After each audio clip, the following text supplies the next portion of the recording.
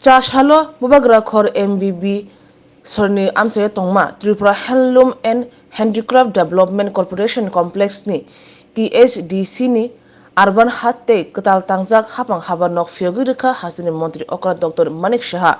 Chengmung Pandawo Phaimanjak Phaikya Mayor Deepak Mojumdar Tripura Handloom and Handicraft Development Corporation ni Chairman Bolai Goswami MLA Dr. Dilip Das Khobe kubun adong nobo manjakha Phingma panda paimani yagulo ketal tangjak hapang habanok te Haat birai nekha hasini Mantri Okra Dr. Manik Shaha tai kubun nograi যখন আজকে রেলে করে আমার আরও 2-3টা programme ছিল সে কৈলাস শহরে 2টো programme ছিল সেখান থেকে আমি যেহেতু আমাকে ইনভাইটেশন দেওয়া হয়েছে বলাইবাবু বারবার বলেছে আসতেই হবে আমি রেলে করে সোজা নেবেই সোজা ডাইরেক্ট এখানে এসেছি কারণ বলাইবাবু খুব কাজের লোক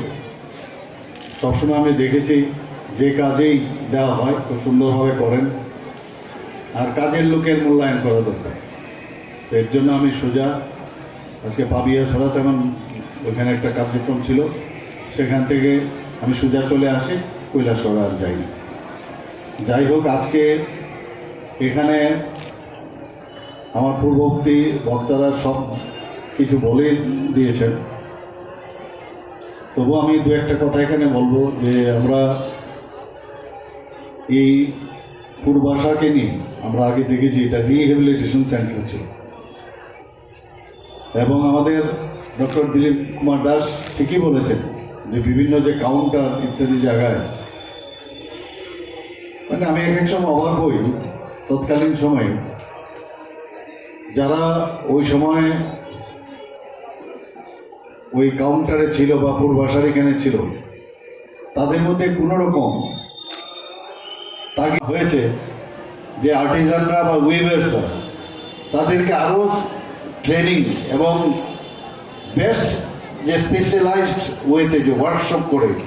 আরও রিফাইন্ড ওয়েতে যাতে আরও কাজ আমাদের এখানে যারা এই শিল্পের সাথে জড়িত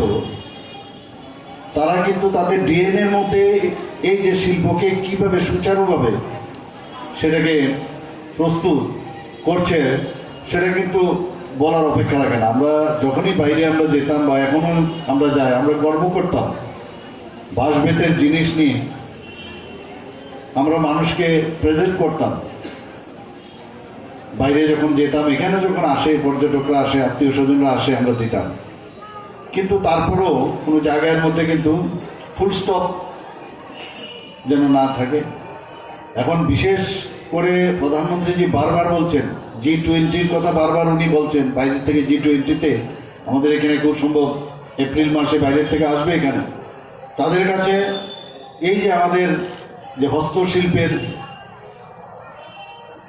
আমাদের যে প্রোডাক্ট সেটা কিন্তু যদি দেখানো যায় আমাদের ত্রিপুরার ভাগ্য কিন্তু খুলে যাবে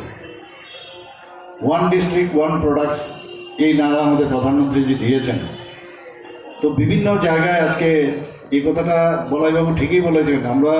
ছোটোবেলায় দেখেছি যে আগরতলা শহরে এবং ত্রিপুরার বহু প্রান্তে যেভাবে সুতোর দোকান দেখা যেত এবং এই সুতো বিক্রি করে বহু মালিক অনেক পয়সা উপার্জন করেছে অর্থাৎ চাহিদা ছিল তখন এখন কিন্তু সেই দোকানগুলো উঠে গেছে তো যতক্ষণ ধরে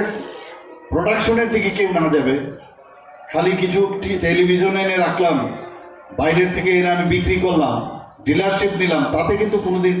উন্নয়ন হওয়া যায় না আমাদের প্রোডাক্টস নিয়ে বরং বাইরে গিয়ে মানুষ যখন ডিলারশিপ নেবে আমাদের লোকরা যখন ডিলারশিপ নেবে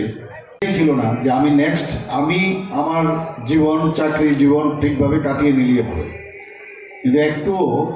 আমি যে ওদের চেহারা এখনো মনে পড়ে আমার যে আমার পরেও তো আরও কেউ আসবে এখানে তো এটা জীবিত যদি থাকে এই সংস্থাটা তবে নেক্সট সংস্থার যারা চালাবে তাদের জন্য তো রাস্তা করে দিতে হবে এবং এটা এই কারণে হয়েছে তৎকালীন সময়ে যে সামাজিক অবস্থা রাজনৈতিক অবস্থা যার কারণে এই ধরনের প্রচুর সংস্থা আমাদের ত্রিপুরাতে ধ্বংস হয়েছে কারণ সামনের দিকে এগিয়ে যাওয়ার যে চিন্তা ভাবনা আমাদের প্রধানমন্ত্রী নরেন্দ্র মোদীজি যখন গুজরাট মডেল উনি করেছেন, গুজরাট মডেল করে উনি 2014-তে যখন প্রধানমন্ত্রী হন, উনি তখন আঙ্গুল দিয়ে দেখিয়েছেন যে কিভাবে উন্নয়ন করতে হয়। অনেকে কটাক্ষ করেছে তখন, কিন্তু আজকের দিনে আমরা দেখছি সব জায়গায় উন্নয়ন উন্নয়ন এবং উন্নয়ন ছাড়া কারোরই তার আর্থসামাজিক অবস্থা কোনোদিনই শক্তিশালী হয় না। আজকে দেশ শক্তিশালী হচ্ছে, মানুষের অর্থনৈতিকভাবেও তারা উন্নত হচ্ছে। সব জায়গায় এখন এমন এক স্বপ্ন আমাদের দেখাচ্ছেন এবং তার বাস্তবায়ন করছেন। সব দিকে উন্নয়ন ছাড়া কিছু কাজ হবে না। ট্রেনাররা আছেন, কর্মীরা আছেন, আমাদের ত্রিপুরা রাজ্যের যারা প্রান্তিক জায়গা থেকে যাদের প্রোডাক্টস নিয়ে এখানে আসেন এবং তাদেরকে বিক্রি করার, যেটা দিলীপবাবু বারবার এটাকে খুব, যে কর্পোরেট সেক্টরের মতো যদি আমাদের ভাবনা চিন্তা না আসে ততদিন ধরে কিন্তু আমরা মানুষকে আকৃষ্ট করতে পারবো না। তো আগামী দিন আমি নিশ্চিত যে যার উপর আমরা এই দায়িত্ব আমরা